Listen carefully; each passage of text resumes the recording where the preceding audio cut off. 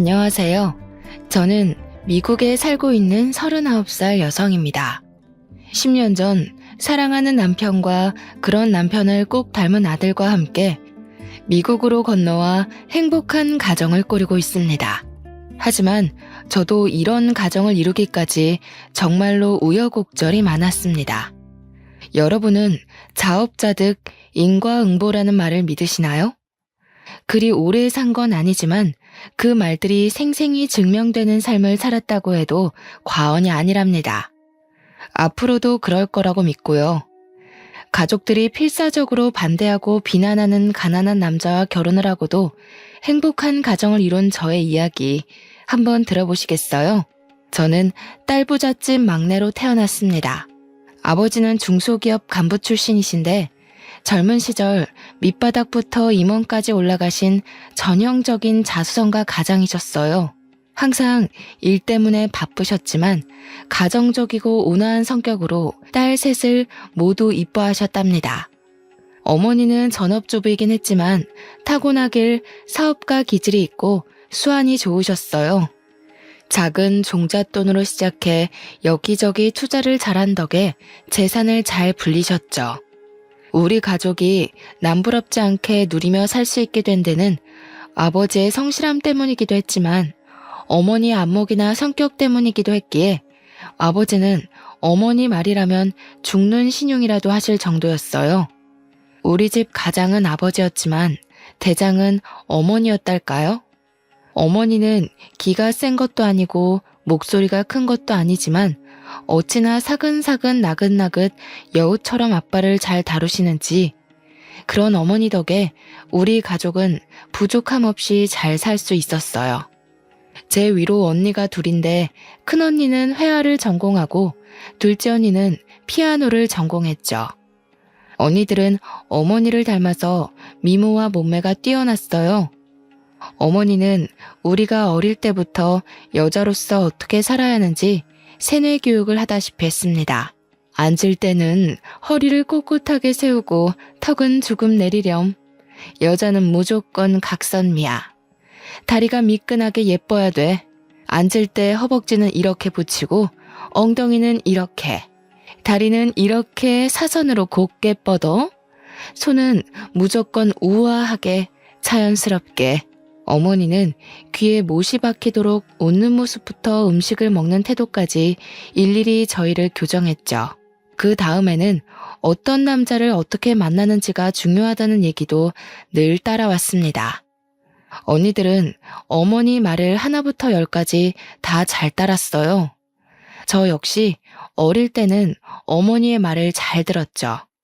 3살 버릇 여든 간다는 말이 있듯이 지금도 어릴 때 배운 대로 습관적으로 나오는 포즈가 있을 만큼요. 저는 모든 친구들이 어머니에게 이런 걸 배우는 줄 알았어요. 그게 아니라는 걸 알게 된 사춘기 때부터는 어머니 말을 듣기 싫어서 하라는 대로 안 했어요. 그냥 편한 자세로 앉고 싶었고 먹고 싶은 건 마음대로 먹고 싶었고 입 크게 벌리고 웃고 살고 싶었어요. 꼭 남자를 잘 만나는 게 성공하는 길인지에 대한 의문과 반항심이 있었죠. 게다가 타고나길 아버지를 닮아서 예체능 쪽보다는 공부를 잘하는 편이었고 외모도 고만고만했어요. 그런 저의 편을 들어주는 사람은 아버지뿐이었습니다. 막내에다가 아버지를 많이 닮아서인지 어릴 때부터 아버지는 저를 제일 예뻐하셨고 거의 끼고 사셨어요. 이런 저는 언니들과 취미도 다르고 취향도 다르고 가치관도 점점 달라지면서 자랄수록 미운 오리 새끼처럼 언니들과 겉도는 생활을 했어요. 어머니는 자신의 뜻대로 자라주지 않고 엇나가는 것 같은 저를 제일 걱정하곤 했죠. 언니들은 어머니의 시나리오대로 잘 자라서 여성적인 매력과 교양이 흘러넘치는 신부감이 되었거든요. 다들 어머니가 주선한 선자리에 나가서 좋은 집안 명문대 출신 좋은 직업 가진 남자와 결혼한 건 당연한 수순이겠죠. 첫째 형부는 큰 병원의 내과 의사이고 둘째 형부는 주식 상장까지 한 탄탄한 기업 오너죠. 저는 평범하게 대기업 연구원으로 취직을 했고 그냥 그날이 그날 같은 매일을 보내고 있었어요.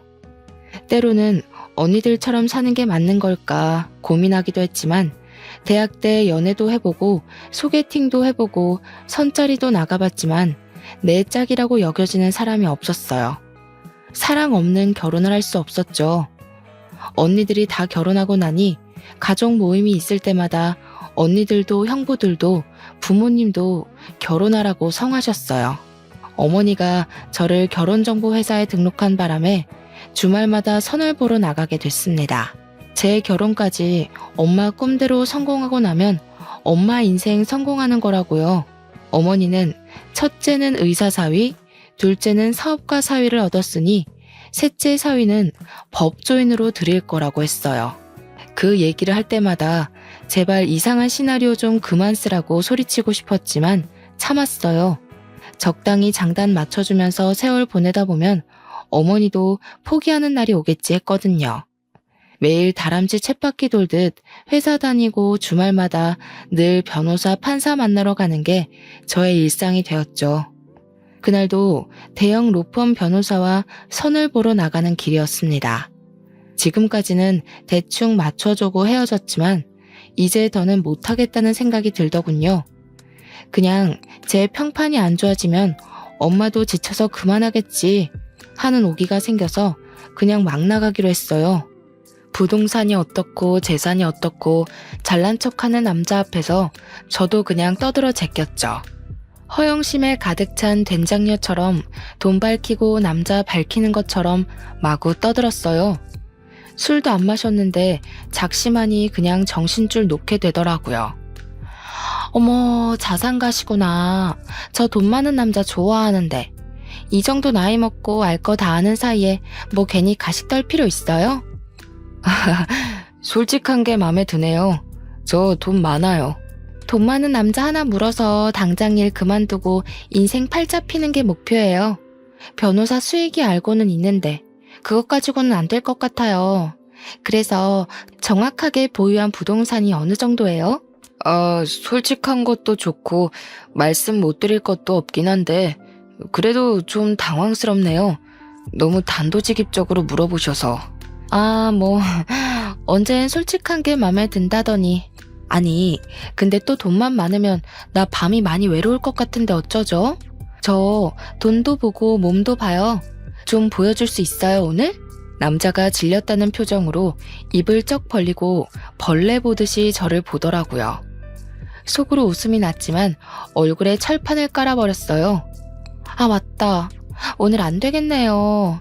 저 신상백 예약해둔 게 있어서 명품관에 가봐야 해서요. 돈도 보고 몸도 볼 날 잡아서 연락 주세요. 바이바이. 하고는 일어나서 걸어가는데 등 뒤로 뭐 저런 골빈 여자를 소개하는 거냐고 전화로 따지는 소리가 들려오더군요. 이렇게까지 해야 하는지 한숨도 나고 눈물도 살짝 나려고 하더군요. 너무 일찍 일어난 바람에 집에 가기도 그렇고 해서 전기 봉사하는 고아원에 갔어요. 제가 원래부터 아이들을 좋아했어요. 몇 년 전에 사내 봉사활동으로 사우들과 단체로 명절 선물을 들고 방문했던 적이 있었는데 그때 이후로 달마다 정기 후원도 하고 주말에 아이들 공부 가르쳐주러 자주 들렀죠. 원장님 방에 인사하러 갔는데 어떤 남자가 방을 나오면서 부딪히게 됐습니다. 그러면서 남자 손에 들렸던 사진이랑 서류 같은 게 바닥에 떨어지는 바람에 제가 미안하다고 사과하면서 주워줬는데 영어로 욕 비슷한 표현을 내뱉고 가더라고요. 안 그래도 기분이 안 좋았는데 욕까지 듣고 정말 기분이 상했지만 그래도 제가 좋아하는 아이들 만나서 공부도 가르쳐주고 같이 놀면서 마음이 많이 풀렸어요. 집에 갈 준비를 하고 나오니 비가 억수같이 내리고 있더군요. 중앙현관에서 주차장까지 뛰어가려고 심호흡을 하는데 선생님, 우산 써요. 초등 2학년짜리 남자아이가 저를 배웅해주겠다고 급하게 부르지 뭐예요. 늘 유난히 저를 따르는 아이였어요. 얼마나 귀여운지 그 작은 손에 우산을 쥐고 롤러브레이드를 신고 싱싱 달려오다가 그만 제 얼굴 앞에서 발이 잘못 걸려서 넘어지려고 하는 게 아니겠어요. 그대로 넘어지면 크게 다칠 것 같아서 아이를 잡으려다가 둘이서 껴안고 같이 흙탕물 바닥에 뒹굴고 말았습니다. 선본다고 차려입은 흰색 투피스 정장이 흙물 범벅이 되고 아이는 미안하고 놀라서 울음을 터뜨렸죠. 저는 진흙바닥에 주저앉아 완전 엉망이 되어버린 제 몰골이 웃겼던 건지 왜인지 알 수 없지만 그냥 가슴이 시원해져서 웃음을 터뜨리고 말았어요. 녀석을 달래주고 흙탕물로 젖은 옷을 대충 스카프로 닦아내고 집으로 향했습니다. 한참 운전해서 가는데 뒤따라오던 트럭이 계속 빵빵 클렉슨을 울리더니 옆으로 와서 창문을 내리고는 차 세우라고 계속 손짓을 하는 거예요. 비상등을 켜고 갓길에 세우고 내렸더니 트럭 차주도 차를 세우고 내리더군요. 아까 고아원에서 부딪혔던 남자였습니다. 알고 보니 제 차 뒷바퀴가 펑크나서 휠까지 주저앉기 직전이었어요. 어쩐지 차가 이상하게 흔들리더라니. 오늘은 꽤나 유별난 하루처럼 여겨졌습니다. 고맙다고 인사하고 차에 타서 보험 출동 서비스를 부르고 기다리는데 한참을 안 가고 뒤에 서 있던 트럭에서 남자가 다시 제 차로 오더군요. 창문을 내리고 올려다보는데 명함 한 장을 주더군요. 저 카센터 일해요. 보험사 오면 여기로 오세요. 잘해드릴게요. 뭔가 어눌하기도 하고 날티나는 말투로 말하고는 가버리는 겁니다. 제가 대답할 틈도 주지 않고요. 곧이어 레카가 왔는데 출동 서비스 직원이 원하는 정비소가 있는지 물어보더군요. 조금 망설이다가 그 남자의 명함을 주며 거기 찍힌 주소로 가달라고 했죠. 엉뚱하고 웃긴 하루의 대미를 장식한 만남. 그것이 우리의 시작이었습니다. 그는 고졸 학력이 전부인 사람으로 변변한 배경도 없고 부모도 없는 남자였어요. 알고 보니 그 고아원 출신으로 9살 때 미국으로 입양을 가게 되었는데 양부모님이 일찍 돌아가시고 한국의 친부모님을 만나러 들어온 거라고 했어요. 20살 되던 해부터 친부모를 찾으려고 매년 한국을 방문했었고 3년 전에는 아예 한국을 들어와서 아는 형 카센터에서 정비사로 일하고 있었어요. 그의 말로는 예전부터 저를 알고 있었다고 하더군요. 주말에 고아원에서 봉사하는 걸 자주 봤었는데 인상이 좋아서 호감을 가지고 있었다고요. 맞선 보러 나간 날도 저를 봤다고 하더군요.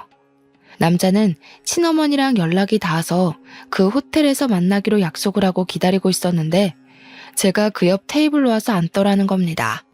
우연히 호텔에서 보고 반가워서 인사할 뻔했다고요. 그런데 그 옆에서 제가 된장녀 짓을 하는 걸 보고 들으며 정이 뚝 떨어졌다고 하네요. 그날 만나기로 했던 친어머니는 나오지 않았고 대신 다른 사람을 보내서 편지만 전달했다고 합니다. 그 편지에는 미안하다고 연락하지 말아달라는 내용이 적혀 있었다고 해요. 그날 정말 너무 슬펐는데 고아원에서 저를 또 보게 된 거예요. 명품관 간다고 큰 소리치고 일어나더니 고아원에 와서 애들이랑 노는 걸 보고 오해했다는 걸 알았다고 해요. 자기가 정말 아끼는 고아원 아이가 넘어질 때 제 몸 사리지 않고 아이를 보호하는 걸 보고는 정말 반했다 하더군요. 하루 동안 우연히 2번 만났는데 한 번 더 만나면 사귀자고 하기로 결심을 했대요. 그러다 우연히 한눈에 봐도 바퀴가 주저앉아 위태로워 보여서 알려주려고 옆으로 갔는데 차창을 내리는데 제가 있었다고요. 우연 같은 만남을 시작으로 그 남자와 자주 만나 서로를 알아가게 되었습니다. 그는 저에게 정말 헌신적으로 잘해주었습니다. 하나부터 10까지 저희 너무 잘 맞았어요. 처음에는 저도 보고 듣고 자란 게 있어서 그의 배경이 손끝에 박힌 가시처럼 걸리곤 했어요.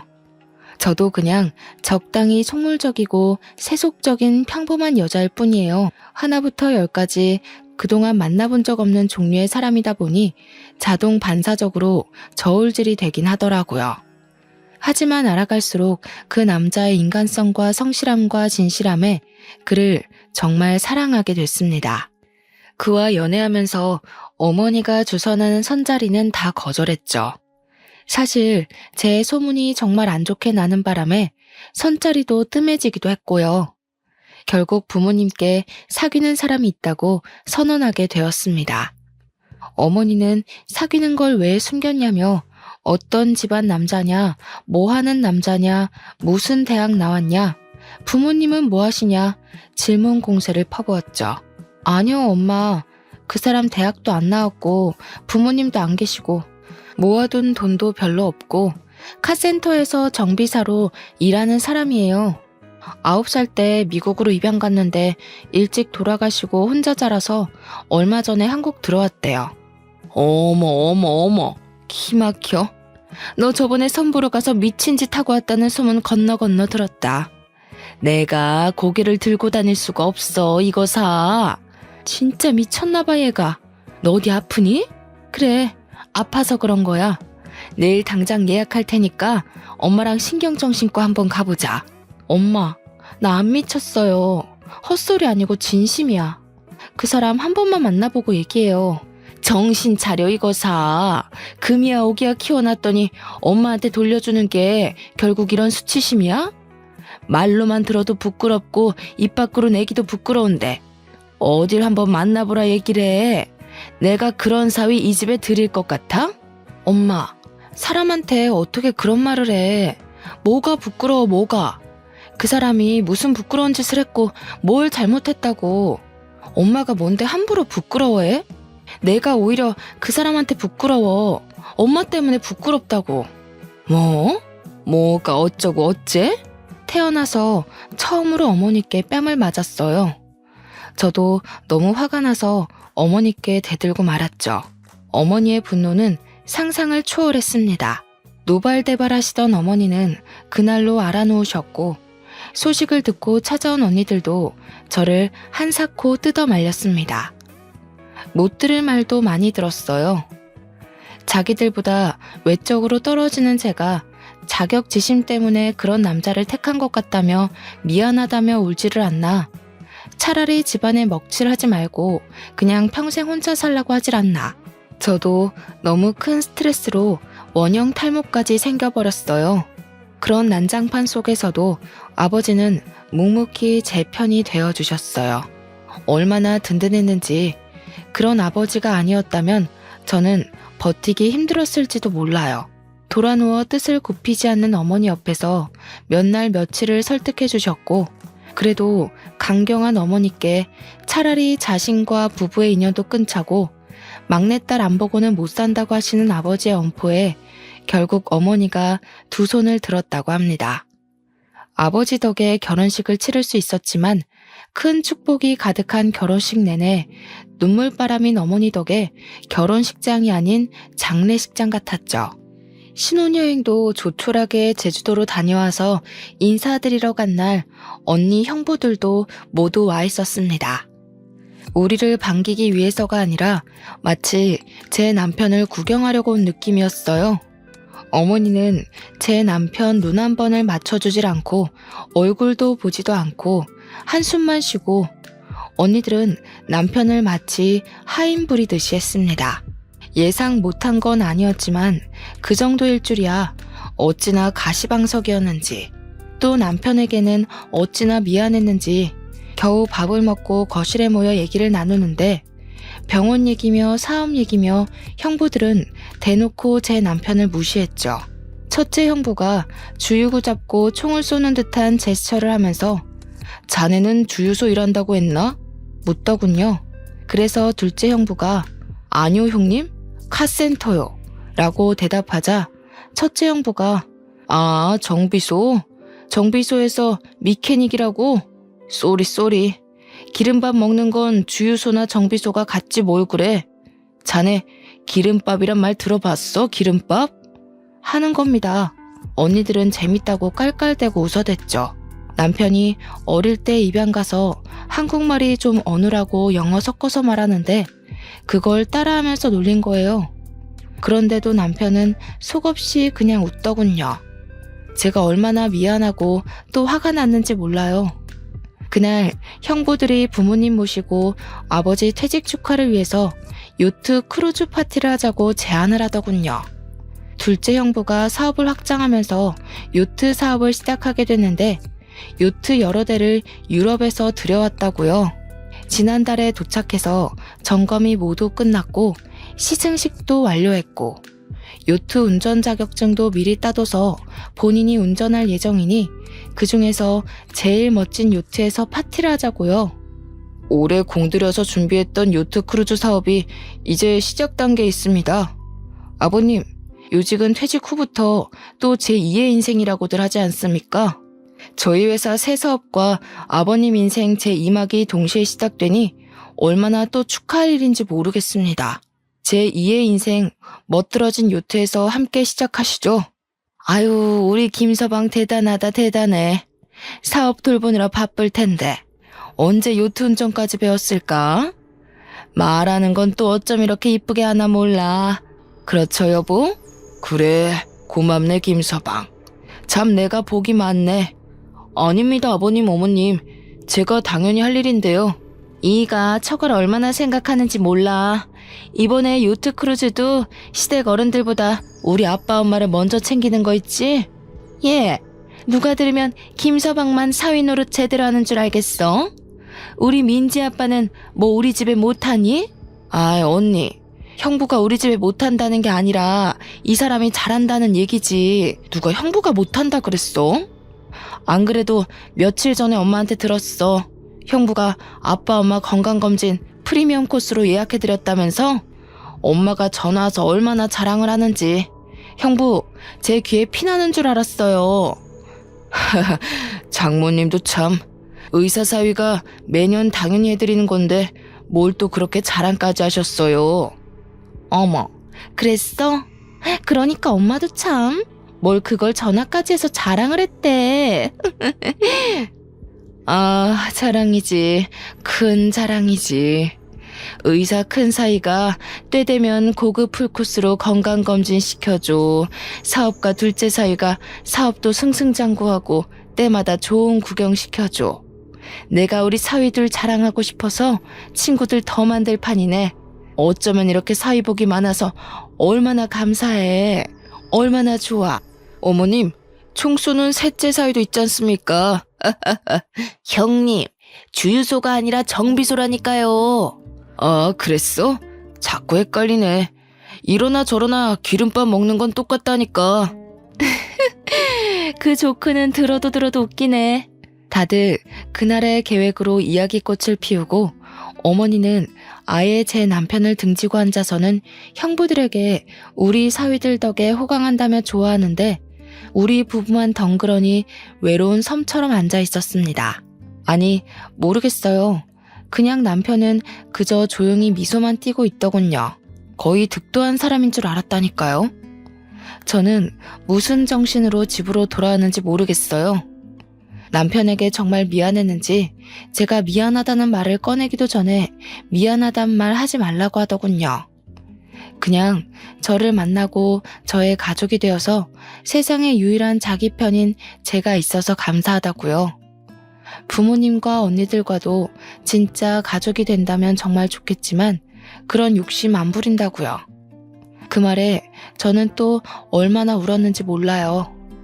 다시는 가족 모임에 가고 싶지 않았지만 요트 크루즈에 참석하게 되었습니다. 아버지 퇴직 축하 가족 모임이었기에 빠질 수가 없었어요. 날씨도 좋고 바람도 적당하고 모든 것이 완벽한 날이었어요. 바다 멀리까지 요트를 띄웠죠. 우아한 음악이 흘러나오고 샴페인과 신선한 음식들까지. 부모님도 선베드에 누워 즐기시며 사위 덕에 호강한다고 얼마나 좋아하셨는지요. 형부들도 자기들끼리 주식 얘기며 정치 얘기며 그들만의 세상에 있었습니다. 저희 부부만 거기 끼지 못하고 서 있는데 형부들이 마치 종업원을 대하듯이 손짓으로 남편을 부르는 겁니다. 배 안에서도 제 남편에게 심부름을 시키더군요. 어이, 따로 칠링해둔 샴페인 좀 더 가지고 와. 저 뒤로 돌아가면 있을 거야. 저기 일하는 분들도 계신데 왜 저한테. 가족끼리 어울리는데 막내 사이가 그 정도는 알 수 있지. 꼭 일하는 사람이 해야 하는 일은 아니잖아. 이거 우리랑 어울린다고 자네 급도 같이 올라갔다고 생각하는 건가? 그래서 이제 할 일 못할 일 구분하는 건가? 그게 아니라 저를 일하는 사람으로만 생각하시는 것 같아서요. 아이, 사람 참. 자네, 자격지심이 심한 것 같네. 근본이 없어서 그렇죠 뭐. 하여간 없는 것들은 이래서 피곤해. 순수하게 가족으로 대해주려고 해도 피해의식으로 곡해를 한다니까. 아, 하기 싫으면 관두라고. 아닙니다. 제가 가지고 오겠습니다. 남편에게 하지 말라고 얘기하려고 걸어가는 순간 갑자기 예고 없던 돌풍이 불었습니다. 파도가 치면서 배가 마구 흔들렸고 테이블에 있던 그릇들이 와장창 쏟아져 깨질 정도였어요. 갑판 위는 삽시간에 난장판이 됐죠. 저도 넘어질 뻔하며 기둥을 붙잡고 멀미 때문에 몸을 숙였습니다. 가족들 모두 멀미의 구토감을 느끼며 선실 안으로 대피했어요. 그때 형부들은 자기 몸 사리느라 각자 혼자 뛰어들어가는데 제 남편은 배가 흔들릴 때 넘어지신 아버지를 둘러엎고 어머니를 모시고 저까지 챙겨서 선실로 들어갔어요. 뒤따라 들어온 언니들이 형부들에게 자기만 살겠다고 주랭랑을 치냐고 욕을 하더군요. 형부들은 뚱한 표정으로 겸연쩍어 하면서 제 남편을 노려봤습니다. 둘째 형부가 운전실로 뛰어들어갔는데 배는 파도에 요동칠 뿐 앞으로도 뒤로도 움직이질 않았습니다. 정박했던 배를 돌려서 돌아가려고 하는데 거센 바람 때문에 배가 형부 뜻대로 운전이 안 되는 거였죠. 이리저리 마구 흔들리긴 하다가 갑자기 굉음이 들리더니 요크 시동이 꺼져버렸습니다. 배 한가운데서 요트가 고장나버린 거예요. 다들 발을 동동 구르며 멀미하며 겁에 질려 있는데 제 남편이 손을 보겠다고 나서더군요. 둘째 언니는 이게 얼마짜리 요트인지 알기나 하냐며 나설 때와 안 나설 때 분간을 못한다고 소리쳤습니다. 둘째 형부는 요트 타본 적이나 있냐며 빈정거렸고요.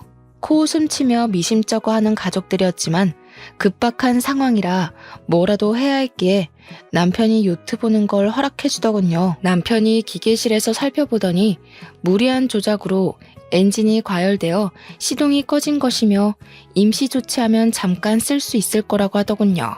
그러면서 첫째 형부를 시켜 정비 도구를 찾아오라고 하는 겁니다. 급한 마음에 고지곧대로 정비 도구를 찾아서 갖다 바치는 형부를 보니 그 와중에도 통쾌해서 웃음이 났어요. 남편이 이리저리 손을 보고 나니 다시 시동이 걸리더군요. 그러고는 운전대 앞에 서 있는 둘째 형부를 밀치고 본인이 배를 운전하기 시작했습니다.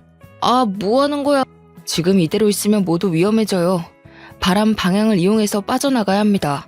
자존심이 상해 소리치는 둘째 형부에 아랑곳 않고 남편은 능숙하게 운전을 하더군요. 그 순간만큼은 모두가 무능한 가운데 남편만 빛났죠. 그날 이후 남편에 대해서 아버지는 무한 신뢰를 하게 되셨고 어머니도 그날 일에 대해 고맙다고 하더군요. 하지만 어머니와 언니, 형부들이 기본적으로 남편을 하대하는 태도는 고쳐지지 않았습니다. 어머니는 그날 일에 대해서 군뱅이도 구르는 재주가 있다는 식으로 말하며 칭찬했습니다. 그 사건 이후로 부모님 댁이나 언니를 집에 수리할 것이 있느냐? 그 사건 이후로 부모님 댁이나 언니들 집에 수리할 것이 있거나 작동이 안 되는 게 있으면 수시로 남편에게 연락을 했습니다. 시도 때도 없이 급한 일인 것 마냥 전화를 걸어 남편을 부르는 겁니다. 남편이 묵묵하게 손을 보고 나면 비아냥인지 칭찬인지 모를 것들을 막 늘어놓는 겁니다.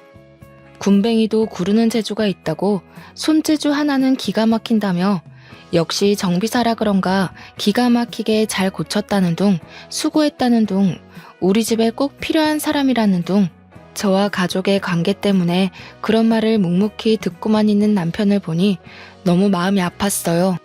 너무 바보처럼 착한 사람이었습니다. 그 사람을 지켜주고 싶었어요. 저는 남편에게 가족과 관계를 끊겠다고 선언했어요. 이렇게 자연스럽게 친정집과의 왕래는 점점 줄어들었고 특별한 행사가 없으면 부모님도 언니들도 만나지 않게 되었어요. 가끔 아버지만 따로 모시고 함께 식사를 했었죠. 그러던 어느 날 아버지의 전화가 걸려왔습니다. 수화기 너머로 아버지의 힘없는 목소리가 들려왔어요. 연희야, 어쩌면 좋으냐? 빠, 무슨 일이세요? 왜 그러세요? 어디가 편찮으세요?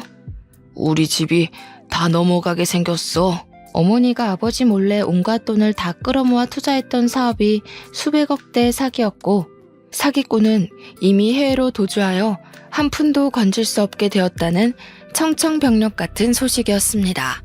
하루 사이에 길거리에 나앉게 되고 집 곳곳에는 압류딱지가 붙었다고 했습니다.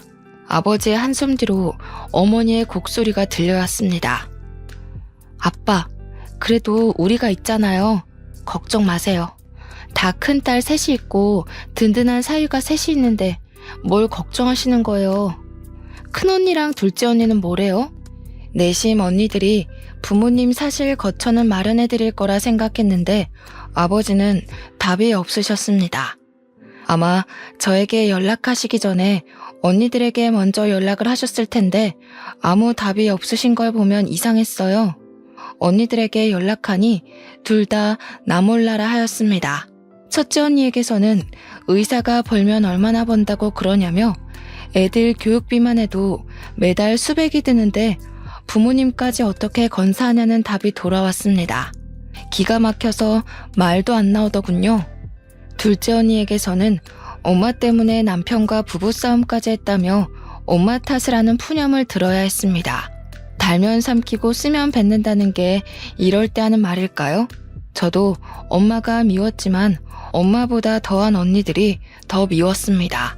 결국 저는 자초지종을 남편에게 이야기했고 남편은 생각할 필요도 없다는 듯 당연히 우리가 모셔야지 하더군요. 부모님께 큰 방을 내어드리자며 부모님을 위해 새롭게 꾸미자고까지 하더군요. 그렇게 구박받고 무시받았는데도 한치의 망설임도 없이 부모님을 모시겠다고 나서는 남편이 대단하고 존경스럽게 여겨졌습니다. 너무 고맙기도 하고 착잡하기도 했어요. 저와 남편이 사는 방 2개짜리 작은 신혼집에 부모님이 들어오시던 날 아버지와 어머니는 남편 앞에서 고개를 들지 못하셨습니다. 부모님을 위해 마련한 안방에 2분을 모시고 갔어요. 2분을 따뜻한 방에 앉게 하고 남편과 저도 마주 앉았습니다. 자네에게 정말 면목이 없네. 정말 너희에게 미안하다. 장인어르신, 장모님, 2분께는 슬프고 마음 아픈 날이지만 너무 슬퍼하지 마세요. 오늘이 저에게는 참 기쁜 날입니다. 저희 집에 한 번도 안 오셨던 장모님이 처음 오신 날이잖아요. 아이고, 기쁜 날이라고 말해주니 너무 고맙네. 내가 이렇게 신세를 지게 될 줄을 모르고 너무 고맙고 미안해. 한국에서 결혼을 할 때도 신혼여행 다녀와서도 어른들께 절을 한다고 하던데 그래서 절하는 것도 배워서 연습도 많이 했는데 한 번도 못했어요. 사위가 장인어르신과 장모님께 절을 하는 첫날이니 저는 참 기쁩니다. 종이에 써서 읽기 연습을 해가며 외운 말을 남편이 또박또박 말하자 부모님은 말없이 눈물을 흘리셨습니다. 간소한 결혼식에 패백도 하지 않았고 신혼여행 다녀와서 절하려는 남편을 은근슬쩍 피하셨던 것이 남편에게도 상처로 남은 모양입니다.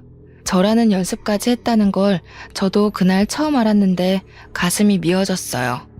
저와 남편은 처음으로 부모님 앞에서 절을 올렸습니다.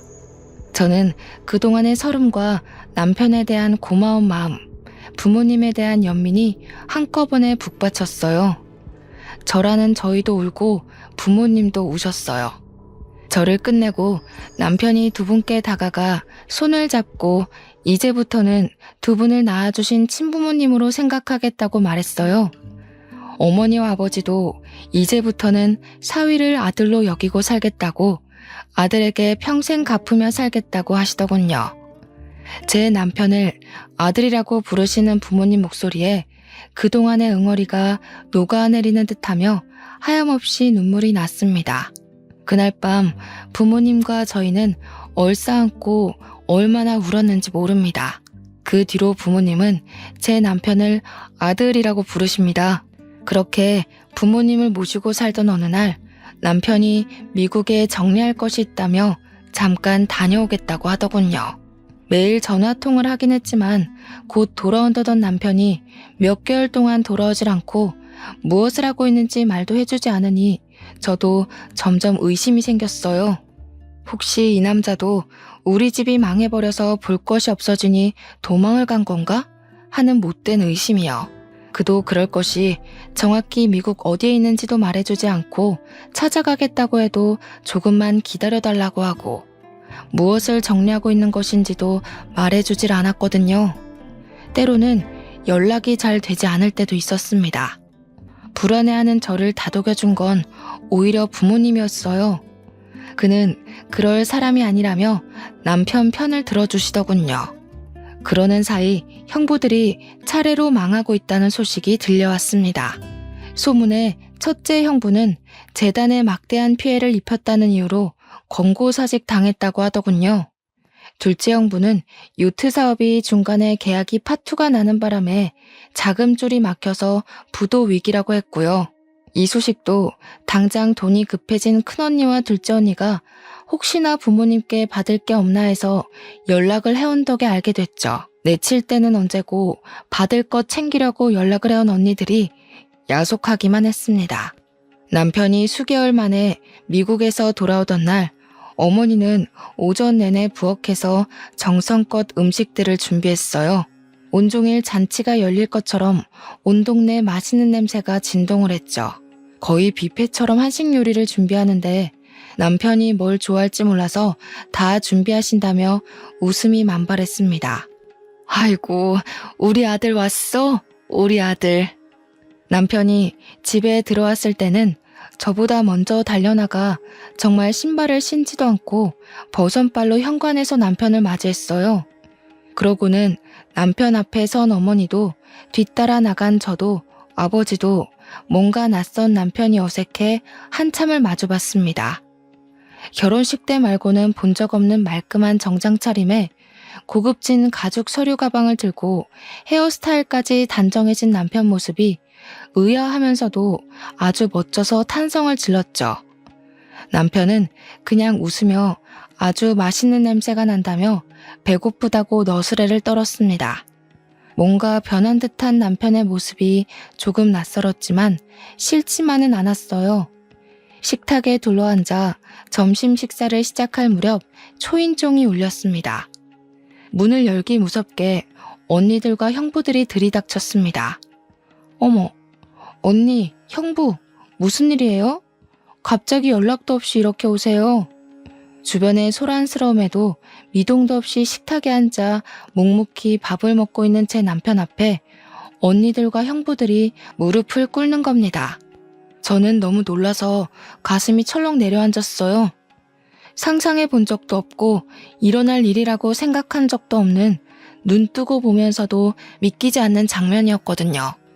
자네, 몰라봐서 미안하네. 내 이렇게 용서를 구하네. 한 번만 살려주게. 제부, 정말 미안해요. 우리 그동안 정을 봐서라도 우리 좀 살려줘요. 저죄, 진짜 미안해.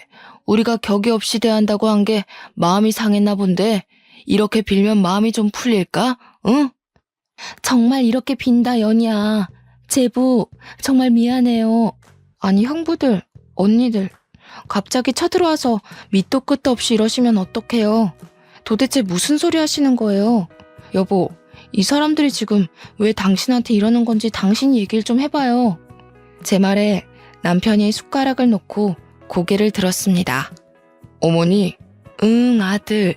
어머니가 해주신 불고기하고 미역국을 먹으니 정말 집에 왔다는 게 실감나요. 너무 그리웠어요, 이 맛. 그러더니 자리에서 일어나 아버지 어머니께 보여드릴 것이 있다며 함께 가자고 하는 겁니다. 남편은 형부와 언니들을 철저히 무시하고 있었습니다. 이게 대체 무슨 일인지. 저는 아버지와 어머니와 함께 어리둥절한 표정으로 남편을 따라 나섰습니다. 등 뒤로 형부들과 언니들이 저희를 부르는 목소리에 이어서 서로 싸우는 소리가 들려왔습니다. 집 앞에는 고급 외제차가 주차되어 있었습니다. 남편은 그 외제차에 부모님과 저를 태우고 말없이 시동을 키더군요. 남편이 운전하는 차를 타고 가는 동안 그간의 자초지정을 들려주었습니다. 남편의 양아버지의 아버지, 즉 양할아버지가 미국에서 요트 사업을 하는 대부호였다는 겁니다. 양부모님이 일찍 사고로 돌아가시고 할아버지께서 남편을 키워주셨고 남편이 성인이 되고 사업을 물려받으라고 하셨습니다. 하지만 남편은 친부모님을 만나고 싶어서 한국에 들어온 거였고요. 남편은 한국에 들어온 이후로 첫째 형부가 일하는 병원에 매년 거액의 후원금을 내고 있었는데 형부 같은 사람이 일하는 병원에는 더 이상 후원하지 않겠다고 밝혔다고 합니다. 형부가 병원을 그만두면 계속 후원하겠다고 했다는군요. 그 때문에 형부가 권고사직을 당한 겁니다. 또 둘째 형부 요트 사업에 계약상의 문제를 제기해서 사업 진행을 막은 것도 남편이었습니다. 형부가 계약한 유럽의 요트 회사가 미국 기업의 자회사였다는군요. 그 사실을 알게 된 형부들이 남편에게 싹싹 빌러 찾아왔던 겁니다. 저와 부모님은 상상도 못한 이야기에 너무 놀라 말이 나오질 않았습니다. 이 엄청난 이야기를 그냥 담담하게 전하는 남편의 모습과는 대조적으로 부모님의 얼굴은 충격과 놀라움으로 붉어져 있었어요. 저 역시 갑작스럽게 들은 이야기가 믿어지지 않아서 제 허벅지를 꼬집어 보았어요. 그러는 동안 어느 공기 좋은 곳에 위치한 고급진 전원주택 앞에 당도했습니다. 부모님께 드리는 선물이라고 했습니다. 아버님, 어머님, 아무 걱정 마시고 이제 이곳에서 편안하게 사세요. 그동안 제 신분을 속여서 죄송합니다. 아니, 이게 꿈이야 생시야. 대체 이게 다 무슨 일인지 믿어지지가 않네. 남편은 자신의 재산만 보고 다가오는 사람이 많아서 사람을 믿지 못했다고 합니다. 학교도 졸업 못하고 입양아에 가진 것도 없는 자신을 봐준 유일한 사람이 저였다고 해요. 아무것도 가진 것이 없지만 그냥 사람으로 사랑해준 저에게 뭐든지 해주고 싶었다고 합니다. 놀라움의 연속이었습니다. 제가 원하는 건 오직 그 사람뿐이었는데 너무 많은 것을 받았어요. 저는 심성이 고운 그 사람을 험한 세상에서 지켜주고 싶었는데 오히려 그 사람이 저를 지켜주네요. 어머니는 펑펑 눈물을 흘렸습니다. 아이고 아들아, 고맙고 고맙다. 하지만 나는 이걸 받을 자격도 염치도 없구나. 어머니, 연희를 낳아주신 어머니이시니 그리고 이제 저희 어머니이시니 받으실 자격이 되고 말고요. 옛일은 모두 잊으시고 우리 이제 앞으로 행복하게만 살아요. 어찌 있겠니? 내가 정말로 미안하다. 잘못했다. 것 없고 능력도 없다고 모질게 대한 것 내 평생 사과하며 반성하며 살아갈게. 싫은 내색 한 번을 안 하고 다 맞춰주면서 얼마나 마음고생을 했을까. 내가 아들한테 한 짓을 생각하면 혀 깨물고 죽고 싶은 심정이다. 어머니, 그런 말씀 마세요. 상처가 될 때도 있었지만 제 곁에는 연희가 있고 또 아버님께서 늘 제 편을 들어주셨어요. 그래서 저는 정말로 괜찮아요, 어머니. 난 연희 아빠랑 연희에게도 정말 면목이 없다. 고개를 들 수가 없어. 여보, 당신 말이 맞았어. 애들 선자리 만들고 결혼 준비할 때마다 당신이 조건 말고 마음을 보라고 항상 말했었는데 그때는 마음은 보이지도 않고 변하는 거니까 눈에 보이는 조건 말고는 믿을 게 없다고 호언장담했는데 우리 딸들 위하는 길이라고 생각했는데 그냥 내 허영심이었다는 걸 이 나이가 되어서야 알았어. 아들아, 네 엄마 이제 절드나 보다. 여보, 이런 나를 데리고 평생 살아줘서 고마워. 여보, 정말 미안해. 나는 노년의 당신 덕분에 방 한 칸 없이 낳았는 신세가 됐지만 오히려 마음은 편했어. 당신이 이제 정말로 변하고 진심으로 아이들을 대하는 것 같아서. 어머니, 이제 그만 울고 그만 미안해하세요. 이렇게 좋은 날 너무 많이 우시니 저도 마음이 아파요. 그럼아, 이제 울지 않을게. 너무너무 고맙다. 내 평생 감사하며 갚는 마음으로 살아갈게. 첫째 언니와 둘째 언니는 모두 이혼을 했습니다. 알고 보니 형부들은 모두 우리 집의 재산을 보고 결혼을 했던 거더군요. 의사인 큰형부는 처가에서 개인 병원을 내줄 것으로 생각하고 그동안 장인 장모에게 공을 들였던 건데 한순간에 처가가 망한 데다 본인도 병원에서 쫓겨나게 된 건 모두 큰언니 때문이라며 거액의 위자료 청구 소송을 했지만 패소했습니다. 큰언니는 입시 미술학원 강사로 일하며 생계를 유지하고 있다고 들었습니다. 둘째 형부도 처가 재산을 믿고 무리한 사업 확장을 했던 건데 처가에 손 벌릴 수 없게 되고 요트 사업마저 불발되는 바람에 부도가 나 한순간에 길바닥에 나앉게 되었습니다. 잦은 부부싸움 끝에 합의 이혼을 했다더군요. 둘째 언니는 저희 남편이 부모님께 마련해드린 집에서 눈칫밥을 먹으며 더부살이하고 있어요. 사실 언니들이 저와 남편이 부모님께 해드린 노후자금에 기대서 살고 있다는 걸 전부터 알고 있지만 그래도 혈육이 뭔지 부모님 생각해서 모른 척하고 있습니다. 저와 남편은 그 후 고아원에서 9살 남자아이를 입양하였습니다. 바로 저와 비오는 날 부딪혀 흙탕물에 뒹굴었던 그 아이죠. 평소 저를 많이 따르고 좋아했었고 저도 늘 마음이 가던 아이였는데 남편 역시 본인이 입양될 때 나이와 같아서인지 늘 눈에 많이 밟혔다고 하더군요. 여러분은 입양에 대해서 어떻게 생각하시는지 모르겠어요. 저는 사실 입양은 대단한 사람들이 하는 일이라고만 여겼어요. 여러 해 동안 고아원에서 봉사활동을 하면서도 입양을 생각해 본 적은 없었는데 남편의 불우했던 어린 시절을 극복할 수 있었던 건 양부모님을 만나 짧지만 행복했던 유년 시절을 보낸 덕이라고 했던 말에 입양을 결심하게 되었습니다. 갓난아이를 데리고 올 줄 알았는데 막상 고아원에 갔을 땐 벌써 9살인 그 아이 생각만 나더라고요. 남편도 그 아이를 만날 때마다 양자 삼고 싶은 마음이 있었는데 차마 제게 말하진 못했다고 했어요. 제가 먼저 입양을 제안했을 때 너무나도 기뻐했어요. 아이도 늘 혼자 생각했다고 합니다. 일기장에도 쓰곤 했대요. 그 아줌마가 우리 엄마였으면 좋겠다. 그 아저씨가 우리 아빠였으면 좋겠다 하면서요. 저와 남편이 서로를 모르던 때부터 말이죠. 이런 것이 하늘이 이어준 인연일까요? 우리 모두가 서로를 원했으니까요. 아이와 함께 우리 세 가족은 미국으로 떠나왔습니다. 남편이 본격적으로 사업 경영에 뛰어들어야 했거든요. 그렇게 떠나온 지 어느새 10년이 흘렀습니다. 의도한 건 아니지만 우리 부부에게서는 아이가 생기질 않더군요. 우리 아들 배 아파 낳은 건 아니지만 하늘이 이어준 감사한 인연으로 여기며 귀하게 키웠습니다. 몇 년에 한 번은 한국에 들어가 부모님을 뵙기도 하고 부모님 생활에 바쁘다 보니 또 마음만큼 자주 뵙기가 어렵더군요. 9살이던 우리 아들은 이제 어엿한 대학생이 되었고요.